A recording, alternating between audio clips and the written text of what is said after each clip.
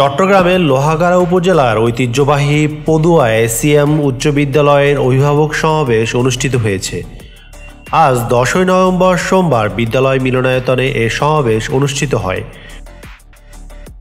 Padua ACM উচ্চ বিদ্যালয়ের সভাপতি এনামুল হকের সভাপতিতে অন্যান্যদের মধ্যে বক্তব্য রাখেন পদুয়া এসিএম উচ্চ বিদ্যালয়ের প্রধান শিক্ষক মোসলে উদ্দিন, ল্যাবরেটরি উচ্চ বিদ্যালয়ের প্রধান শিক্ষক সুনীল চৌধুরী, গোলামবাড়ি উচ্চ বিদ্যালয়ের প্রধান শিক্ষক শমসুল আলম, এসআই চৌধুরী বালিকা উচ্চ বিদ্যালয়ের প্রধান শিক্ষক আব্দুল গনি, অভিভাবক সদস্য আবুল হাশেম, শিক্ষক প্রতিনিধি পার্থ প্রতিম দাশগুপ্ত, শিক্ষক শাহাবুদ্দিন।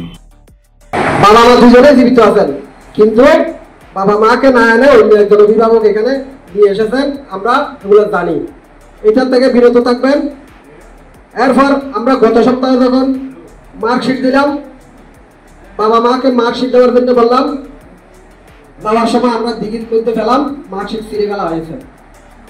তাহলে বাবা মা পর্যন্ত তাই নেই। সবাই শিক্ষার্থীদের অভিভাবক সোমা শিকদার ও জিয়াউল হক বলেন, বিদ্যালয়ে গণিত ও ইংরেজি বিষয়ে ছাত্রছাত্রীদের আরও যত্ন নেওয়া প্রয়োজন। শিক্ষকরা বলেন, ছাত্রছাত্রীদের মোবাইল আসক্তি থেকে দূরে রাখতে হবে। পাশাপাশি বাড়িতে যাতে নির্দিষ্ট সময় শিক্ষার্থীরা লেখাপড়া করে তার দিকে খেয়াল রাখতে হবে। এছাড়া প্রত্যেক ছাত্রছাত্রীকে নিয়মিত বিদ্যালয়ে উপস্থিত থাকতে বলা হয়, তা না হলে গণিত ও ইংরেজি বিষয়ে ফলাফল খারাপ হতে পারে। এবং শিক্ষকের সাথে কথা বলবেন, আপনার ছেলে কিসে দুর্বল, এই জিনিসটা আপনাদেরকে আমি বলছিলাম, আপনারা এটা নির্ণয় করেন, তারপর শিক্ষকের সাথে কথা বলবেন। কিন্তু আমি প্রায় 1 দিন অন্তর 2 দিন অন্তর স্কুল আসছি, আপনাদের কোনো অভিভাবককে আমি পাই নাই যে এখানে এসে আপনারা ইংরেজি শিক্ষক, অঙ্কের শিক্ষক এদের সাথে একটা কথা বলছেন। এরকম অবস্থা আমি দেখি নাই।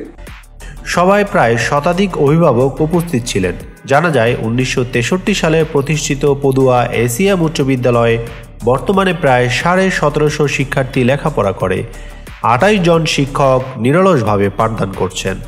শিক্ষার্থীদের পাঠদানের সুবিধার্থে সম্প্রতি নতুন ভবন নির্মাণের জন্য প্রায় 1,37,00,000 টাকা বরাদ্দ দেওয়া হয়। অনুষ্ঠান সঞ্চালনা করেন শিক্ষক রাশিদুল আলম।